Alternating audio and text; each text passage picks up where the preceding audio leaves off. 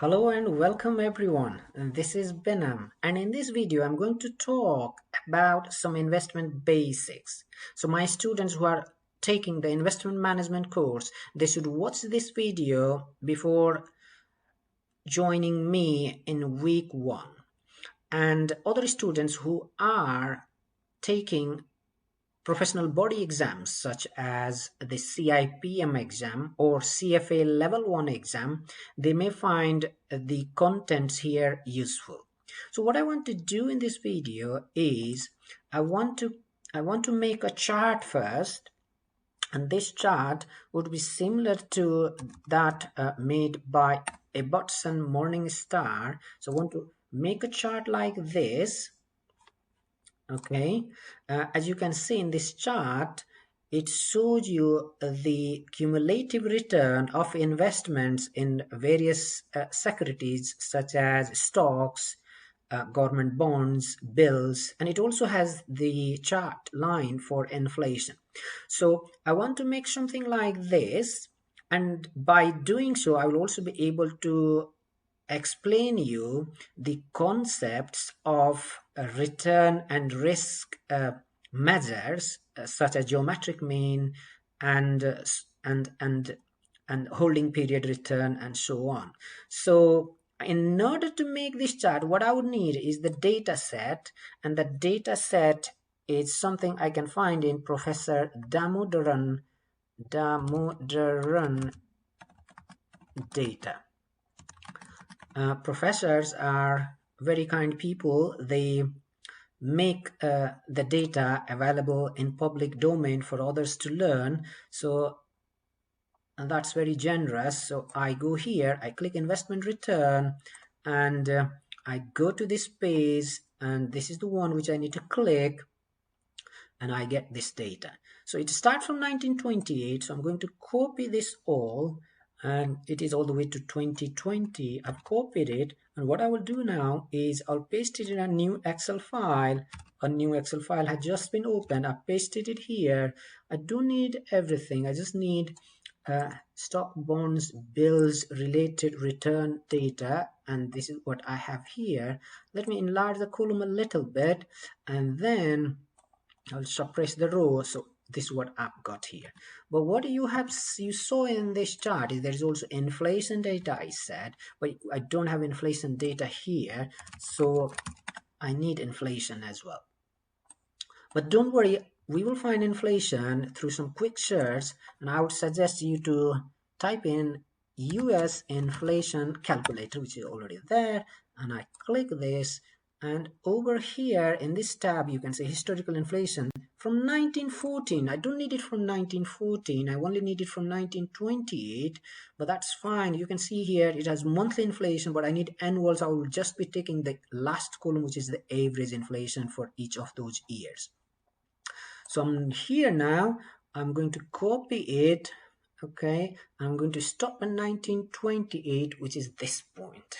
So that's how I obtain data for inflation. I'm going to paste it in a different worksheet because there are some changes I would like to make before I copy it to my main worksheet.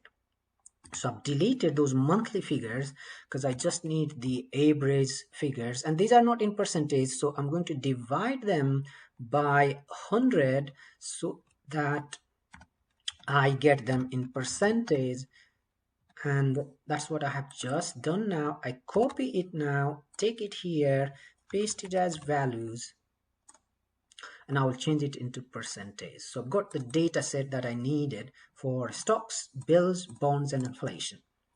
So what I will assume now, and this is something I want you to assume, is your grandparents were kind and they made some investment for you. Sorry. So I will just say GP1, okay? It's not grandparent 1, GP2, grandparent 2, GP3, and for inflation as well, I'll just write G4, okay?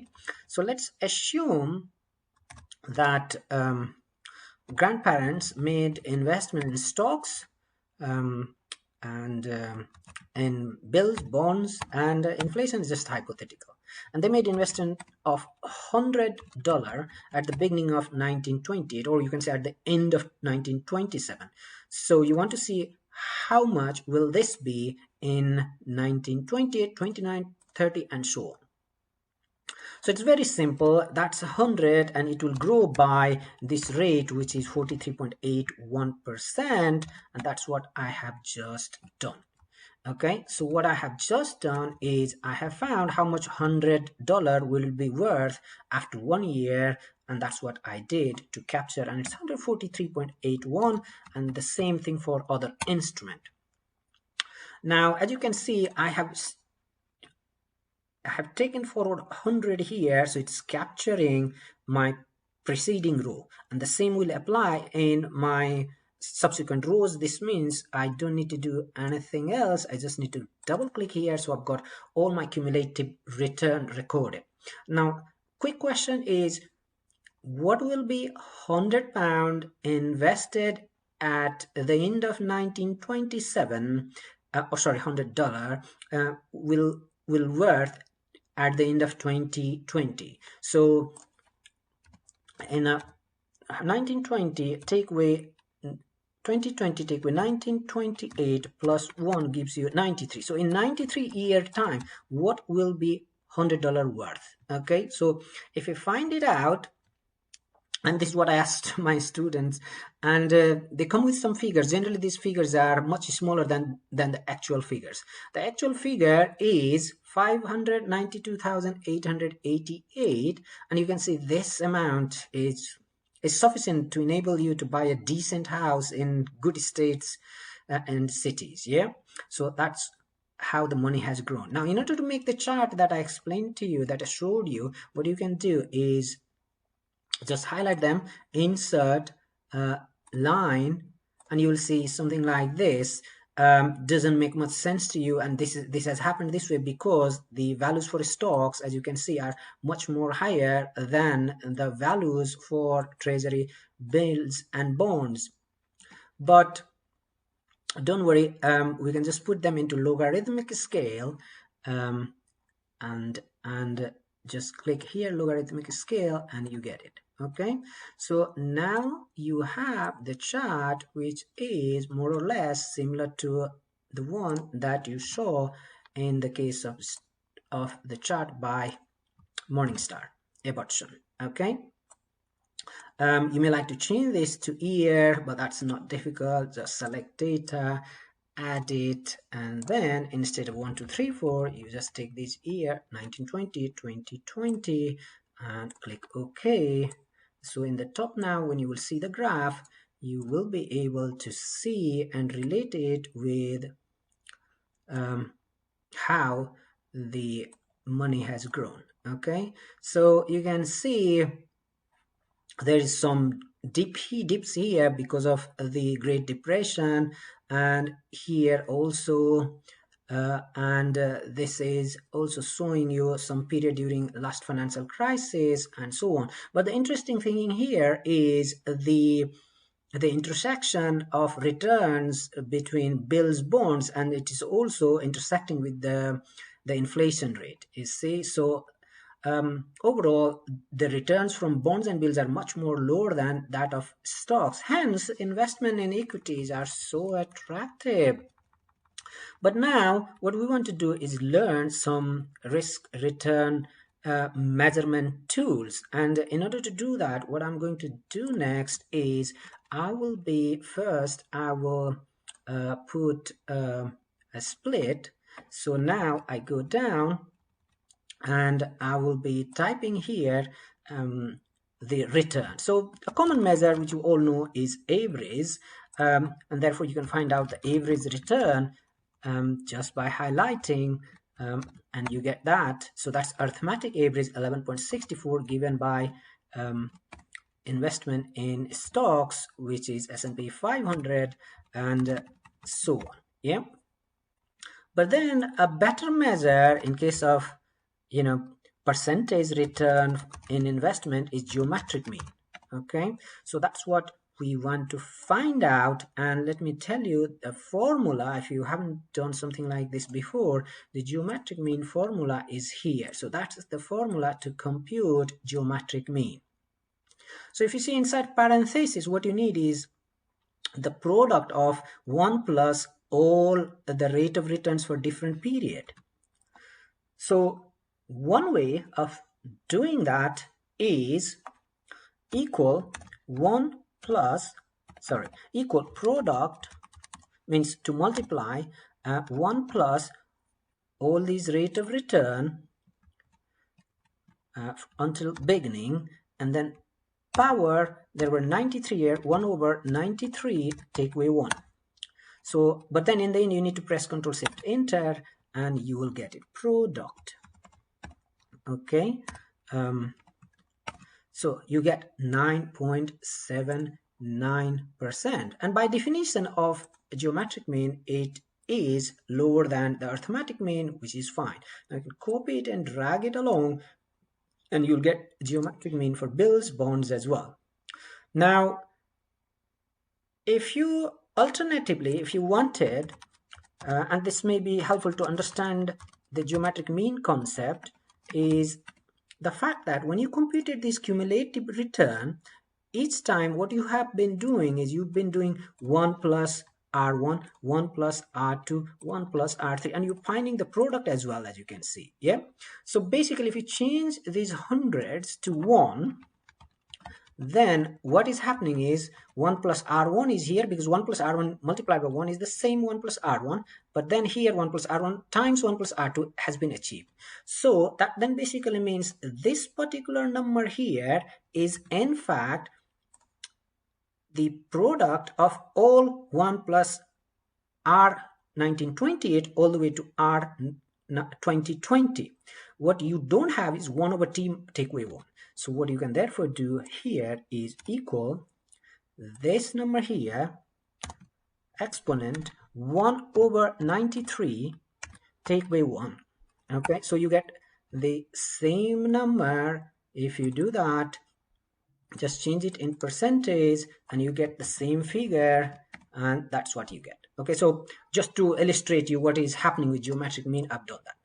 Okay, so now one important feature that you can find by comparing arithmetic mean and geometric mean is related to risk, and this is something not explained in the textbook, but it's mathematics, so you can understand that if you take the difference between the geometric mean and the arithmetic mean, where the difference is highest, the risk is highest. Okay, so here you saw that 1.85 is much more larger than these numbers, therefore risk for stocks is also highest. And if you want to prove this, then you can simply find out standard deviation here. So standard deviation, and standard deviation can be computed using STDEV, and then you can just take your STDEV data starting here all the way to 943.81, and you get 19% as your standard deviation. And now if you drag it along, you will see the volatility given by standard deviation for other instruments, and this is much more higher. So we proved the fact that the standard deviation is also showing you the highest risk lies with the stocks, and that's what we also were able to confirm by finding out the difference between arithmetic mean and geometric mean, which was also highest in case of stocks. What additionally we would like to achieve here is holding period return.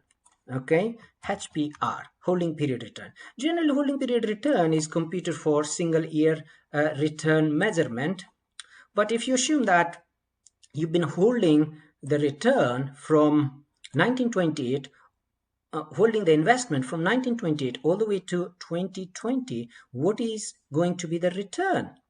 So now in order to capture this, you just need to understand the concept of geometric compounding, which is this formula, which is similar to the formula you saw in case of the geometric rate of return. The only difference is here you've got 1 over t over here you don't have 1/t. Okay, so for multiple period holding period return, you can simply apply the geometric compounding of returns. So let's do that here. What we are saying in case of HPR is we just need to find out the product of all the returns, 1 plus all the returns, take away 1. So if you do that, you can either do this product 1 plus all this return and all the way to the beginning, close bracket, take away 1. Okay, and that way you will get your holding period return. Okay, alternatively, what you already know is, given we change these here from 100 to 1, they are in fact 1 plus R1, 1 plus times 1 plus R2 times all the way to 1 plus R93. So this is already here. This particular bit, except take away 1, is this one. So what you can therefore alternatively do is 5928.88 take away 1, you get the same thing. Okay, so that's holding period return for that 93-year period. Okay, so it's multiple period holding period return. Okay, and you can find it both ways. Now, few things that are of interest here is what is happening with treasury bills. So if you see the treasury bill given return for all this period, what you will find is the treasury bill given return was never negative, as you can see in this graph. So the treasury bill given return was never negative. Okay, where is the file gone? Lost that file? Oh no, where did I lose? Have a look. Oh, no. Should be here. Let me find that file, and I hope I haven't deleted it by mistake. Oh god. All right, I'll continue. Okay, I couldn't find the file, so I made the file again. But here what I would like to say is, let's look into this 3 months treasury bill. And if we make the graph, we will see that the treasury bill return was never negative in this 93-year time. So it's always above 0. Okay, so what we can therefore say is something like this is in fact is a good proxy for our risk-free rate of return. So that is one reason why the treasury bill given return is a good proxy of risk-free rate. Okay, so I'm also going to write here risk-free rate. Okay, now if we make the similar diagram in case of stocks, what we will find is that there were returns that were negative in many periods for investment in stocks, therefore they are risky. Now, if you've been asked to invest in stocks which are risky, then of course it's natural for you to ask something extra, something above the risk-free rate of return.